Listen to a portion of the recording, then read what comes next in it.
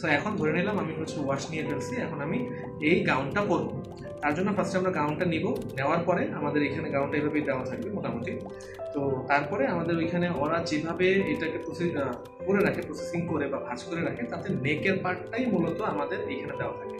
তো সেক্ষেত্রে আমরা এখানে ধরে পরবর্তীতে আমাদের প্রথম কাজ হচ্ছে কোথাও কোনো যেন গাউনটা টাচ না লেগে সরাসরি আমরা এভাবে ছেড়ে দিই।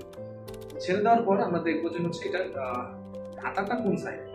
তো হাতাটা কোন সাইডে যেটা সেই সাইডটা আমরা বাইরে রাখবো। এভাবে বাইরে রেখে আমরা জাস্ট খালি এইভাবে ধরলাম, যেভাবে আমরা ধরলাম যেখানে হাতাটা কিন্তু বাইরের সাইড। হ্যাঁ, এটা ধরার পরে তারপরে আমরা করবো কি, আমাদের এই যে দুইটা হাত আছে অবশ্যই কোথাও যেন টাচ না লাগে, এই দুইটা হাত আমরা পিছন সাইডে এনে এইভাবে একসাথে দুই হাতার ভিতরে ঢুকে দিয়ে এইভাবে আমরা গাউনটা পরে ফেলবো।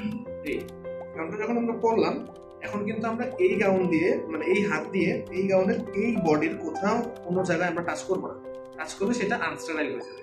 কিন্তু আমরা যখন পরবো, পরার পরে আমরা এই যে হাতটা যে অবস্থায় আছে ঠিক এই অবস্থায় থাকবে। এরপরে আমরা এই যে এখানে আমাদের কলারের কাছে একটু ফিতা থাকে, তো এই ফিতা দুইটা আমরা পিছন দিকে দিয়ে দিব। তো যেটা পরবর্তীতে আমাদের যে এখানে হেল্পিং হ্যান্ড থাকবে অথবা ওই রুমে ডিউটিরত অবস্থায় যে থাকবে, তো সে হচ্ছে যে পিছনেরটা বাদ এই ঘাড়ের কাছেটা বাঁধার পরে পেটের যে ফিতাটা সেটা হচ্ছে আমাদের হ্যান্ড ওভার করতে হবে তাদের কাছে।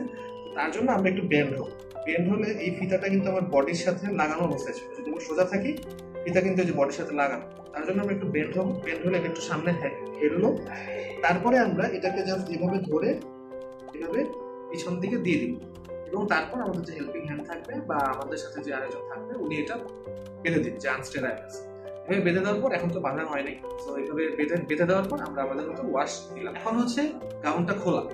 তো গাউন খোলার জন্য আমাদের করতে হবে কি, এই যে আমাদের যে পিছনে যে ফিতাগুলো আছে এগুলো আগে মিক্সচার যেটা খোলা হয়েছে, যে সাবঅর্ডিনেট যে থাকবে বা হেল্পিং হ্যান্ড যিনি থাকবেন উনি এটা খুলে দিবে।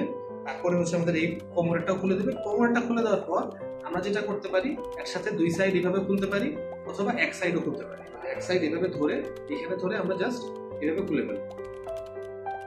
এভাবে খুলে তারপরে আমরা সুন্দর করে গাউনটা রেখে দিই।